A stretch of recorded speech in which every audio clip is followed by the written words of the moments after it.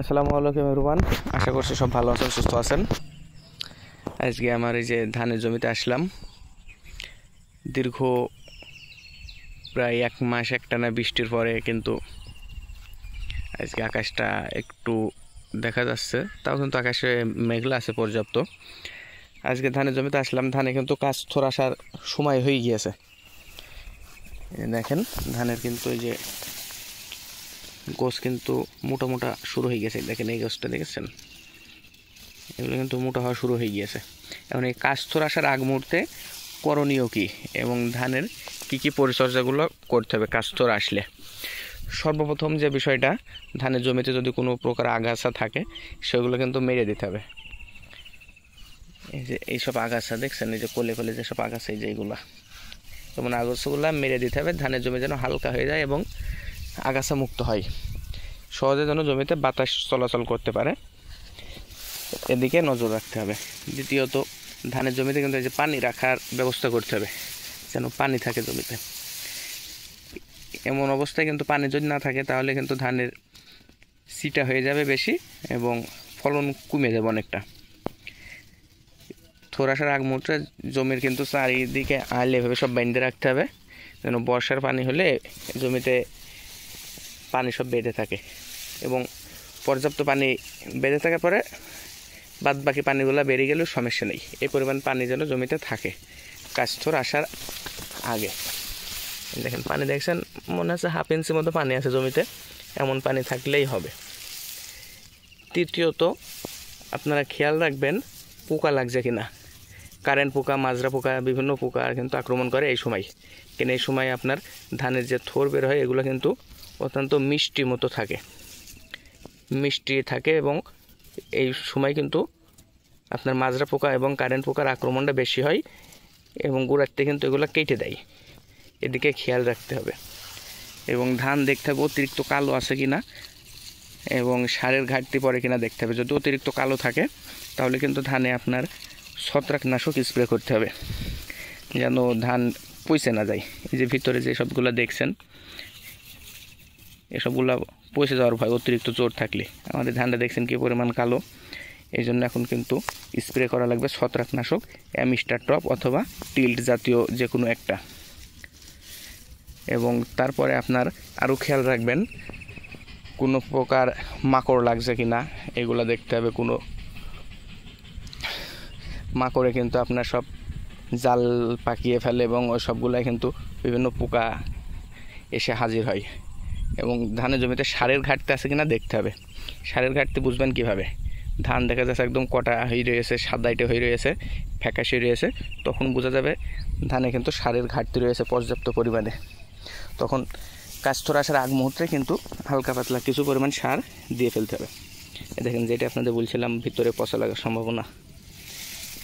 এই যে দেখছেন ভিতরে পাতা কিন্তু পচে যাচ্ছে, এটারে বলা হয় গদ পচা, বুঝেছেন? এই গদ পচা বা ব্লাস্ট রোগ বলা হয়।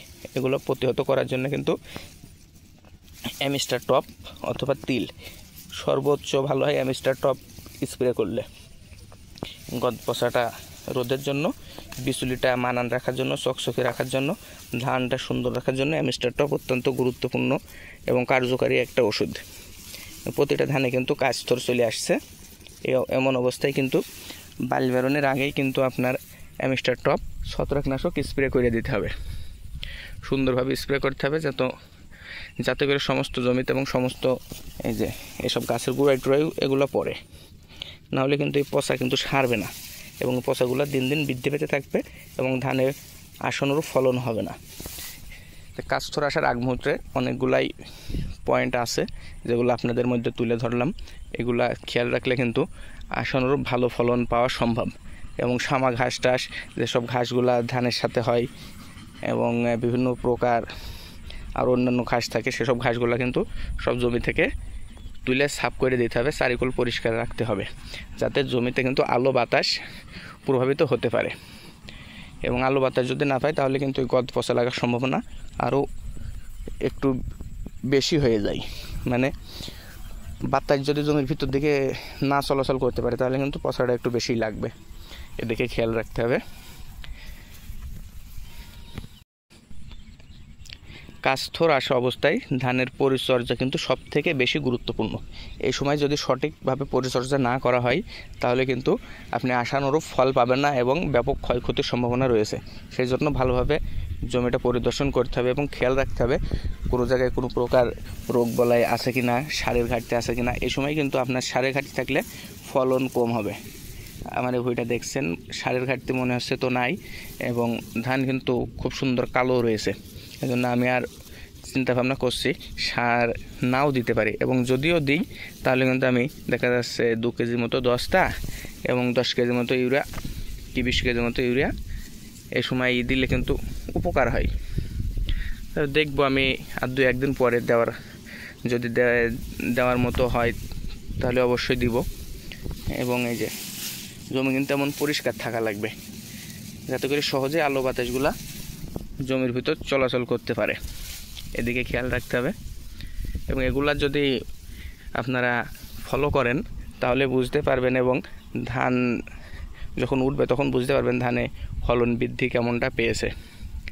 এগুলা যদি মেনে চলেন এবং আপনাদের যদি কিছু পরামর্শ আমার দেওয়ার থাকে তাহলে কমেন্টে অবশ্যই দিবেন। এবং আপনার যদি আরও অন্যান্য চাষবাস সম্পর্কে কিছু জানতে চান কমেন্ট করে জানানোর চেষ্টা করবেন। এবং কোনো প্রকার সমস্যা সমাধানের জন্য আমরা কিন্তু সবসময় প্রস্তুত আছি। আপনারা শুধু কমেন্টে লিখবেন ভাই এই সমস্যা হয়েছে, কি করণীয়। আমরা যতদূর পারি আপনাদের সাহায্য চেষ্টা করব।